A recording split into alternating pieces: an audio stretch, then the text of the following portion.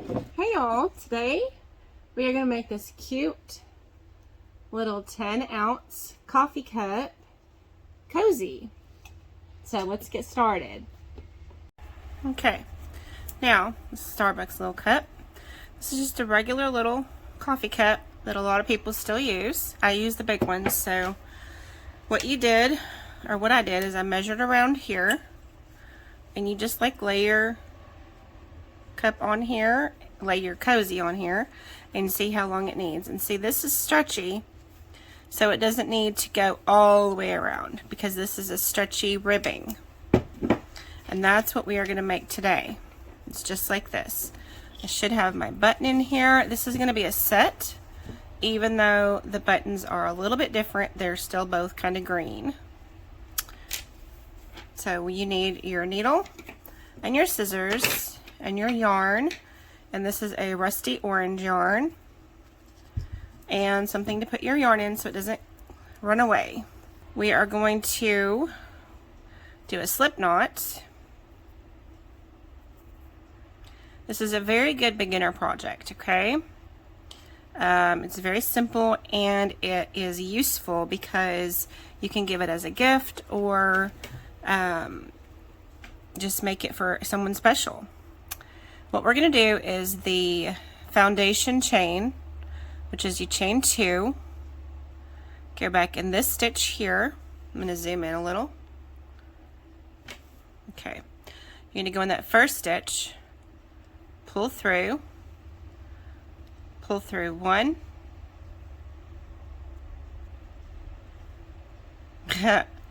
okay, and pull through 2. Now you're going to go back in this one here, pull through 1, and pull through 2. And you're going to continue this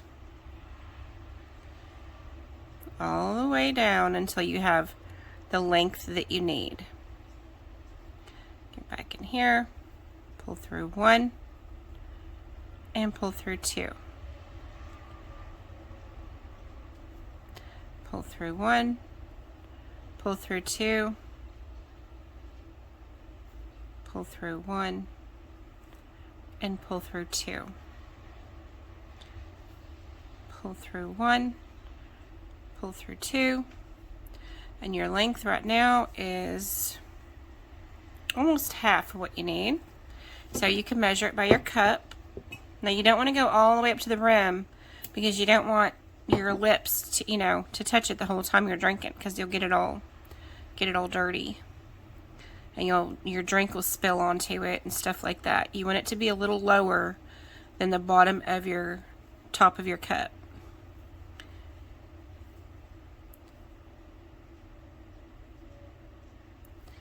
Pull through 1, pull through 2, get back in, pull through 1, pull through 2, pull through 1, pull through 2. That's pretty close, and so we measure it on our cup, and you want it to go from the bottom to right above the handle, where the handle comes. So you want a little bit of space here, about a finger's width. So there's our length, or our height, excuse me. And then we are going to chain 1 and turn. Now we're not going to go into this one. You're going to go into this one right here. And pull through. We're going to do single crochets. And this first row, we're just going to go in that front stitch. Okay? We're just going to chain right into here on single crochets. Loop in that stitch right there. These are real easy to find, which makes this a really great beginner project. And I love that, kids who are just learning, or people who are just learning, can make this as a gift. I mean, and you can use a brown or a color that someone really likes. You could use a bright Christmas color and do it for a Christmas gift. Or you could just do someone's favorite color. See how you pull it and you can see the next stitch that's ready? Right there. So it's real simple to do this project. And it's all single crochets. And then this one we're going to go in both of those ends. You want the 2 stitches. See how you have 2 yarns on there? That's what you want in that very last stitch. That gives it this even bottom, like it's straight edge across. Okay, and you do that on both ends. Now you're right here. You're going to chain 2. You're going to turn your work. Now this time you're going to go in the back loop. You're not going to go in this stitch. You're going to go in this stitch. And you're going to go not in the front, but only in the back, because you want it to stretch around your cup. Okay? And you do the same single crochet, slip in the back, pull through, pull through, pull through 2. And so you're going to get this little edge right here, this little rib. That's why it's called ribbing, because it has little ribs on it. And you just single crochet the back loop only,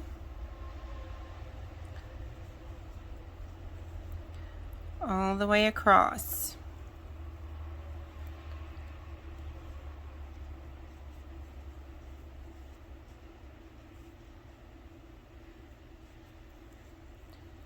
Now take your time on these stitches so you don't split the threads and have to start your stitch over. Because if your hook goes through your thread, which it does often if you're trying to go a little faster, it splits the thread.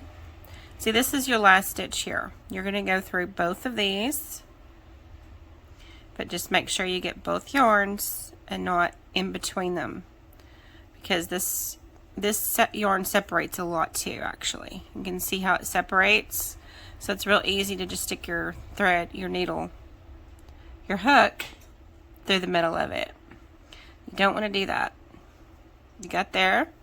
You're going to chain 2, turn your work, and we're going to do the same thing again. Now you can see this obvious stitch right here. It's not the one you want.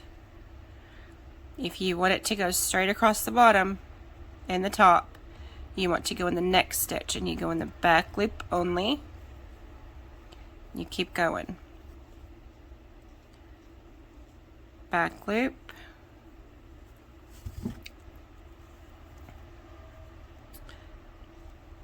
back loop. Now I think this project took me about 30 minutes when I timed it, because I did time the first one. So if you're a beginner, you can expect maybe a little bit longer than that, because you need to make sure you take your time on your stitches. Get them in the right spot and get the back loop only on this one.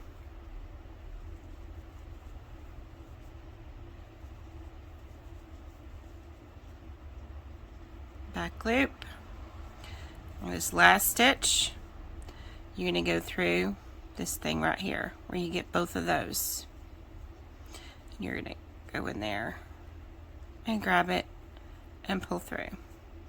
Then you're going to chain 2 and turn your work. Now this is a good point to pause the video. If you need to rewind it and pull it back to the beginning, then you can. But you see, we're making this ribbing, and no matter which side it is, it's going to be ribbed. Okay? I'm going to go ahead and do the full length off the camera so you can pause it here and get yours done, and I'll show you in a minute how long we need to make it. Okay, I wanted to show y'all what it looks like when you went 1 stitch too far. Okay? Now this, I've done this a million times, and so everyone makes mistakes. I just want you to see what that looks like. It's like a little bulge on the edge. So I went 1 too far. Right here, you've got to pull it out. Right here is where I should have gone in this last final stitch in both of them. And then when you turn, do your chain and turn and go in the second one in. You then have a straight edge. So I just wanted y'all to see what that looks like, and just make sure that you have a straight edge all the way, because that was one of the hardest things when I was first starting to get, is that straight edge. So I just wanted y'all to see what that looked like. Okay, now I wanted to show you the second common mistake on making a straight edge. You're right here at the end of the row, or what seems to be the end of the row. Okay? And as a beginner, it looks like this next stitch is where you would go in to do your final side. So let's just do that. And then we're going to do our 2 to turn, and it looks kind of straight, sort of, but when you actually get into this, you're going to have a little stair step, because that was not the final stitch. So one, you have a stair step, and one, you have a little bulge out. So that's, and how you avoid that one is the same way as you avoid the bulge. You just make sure that you go in the back stitch of this big open one, okay? And then on the last stitch, you can kind of see that you're still there. You go in this last stitch and do your final stitch, and then when you do your 2 chains and you turn, you won't have your stair step or your bulge. Okay, so I just wanted to show you that as well, so you can keep it straight on the edges, because that was really something I struggled with at the beginning. Alright, well, here we are with this is the last row of your length that you need. So it reaches around your cup. If you lay your cup on it, it's going to come around like this, and then it's going to come up to here. So you need this little bit of space, you know, so it can have room to stretch. Okay, so we are going to cut it off enough to sew it in, and that's all we need because we're not connecting it. And we're going to take our thread and weave it in. We still have to do the buttonhole and sew the button on.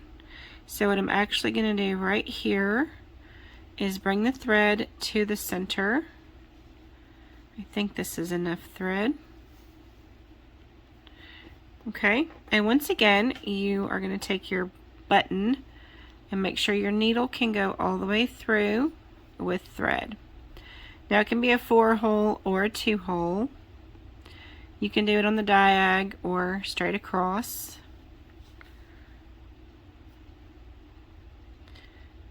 I like doing the 4 holes straight across. That's just my preference. You just do this and you do it a couple of times. This is almost not enough thread. If you need to start with a new thread for this part, you can. Just ignore my house phone for the moment.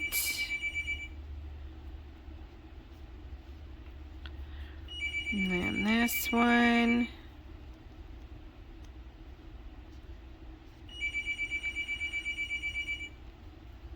And that's it.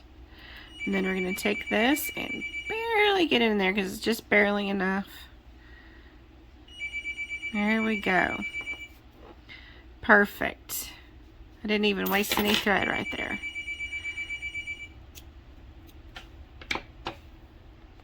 Okay, now we're going to get the second one in.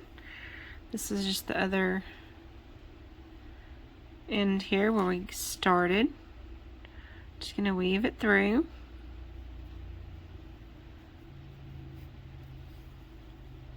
And this one I'm going to pop over here into this thicker area and weave it back through this way. You don't have to do this part exactly like me. Just weave it in so it's enough where it won't pop out. Okay? Then the next step is to make the buttonhole, and this one we're going to do a little different than the larger flower one. We're just going to do this with a chain. Let me get this on there so it doesn't get lost. I'm going to do it right in the center here. Okay, you're going to come in about right here, like you're doing a stitch. And you're going to lock it in here. And you're going to do 1, 2, 3, 4, 5, 6, 7, 8. I think that should be big enough for this button. Yeah, I did 10 on my other one, so we could go ahead with 10. Let's just go ahead with 10. And then you're going to pop it right back in here in the next stitch over and pull through. And that's all you're doing. Cut that off and pull it through.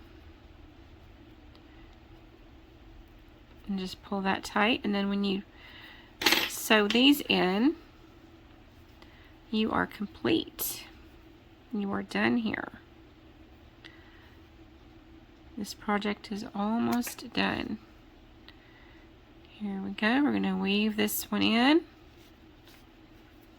cut it off, and then we're going to weave this one in.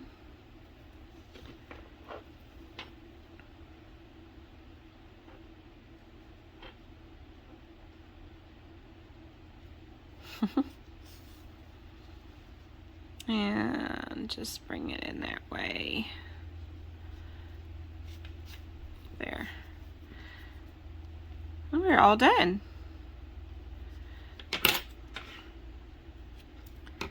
And so now together we have made a full cup cozy. Let me wrap this around here. You just put it right around your cup. And it's easier if you put this on your cup before you put anything in it. There you go. Isn't that adorable? And it looks like a little log cabin style. I think it's so cute. There we go. Okay, here we are with your cute little cup cozy. And I have a matching set, so you could go ahead and make another one as well. And this is an odd shaped cup. It's like an old-fashioned cup, and it skips in here. So this would be perfect for either size of an 8 and 10 ounce cup. And I want to thank you for watching my videos, and thank you for crocheting along. And like, share, and subscribe. It will help my channel grow, and I'll be able to keep doing more videos and not have to go to a full-time job. So, and like, share, and subscribe, and I will keep the videos coming to you. Y'all have a beautiful day and a beautiful rest of your week. Bye-bye.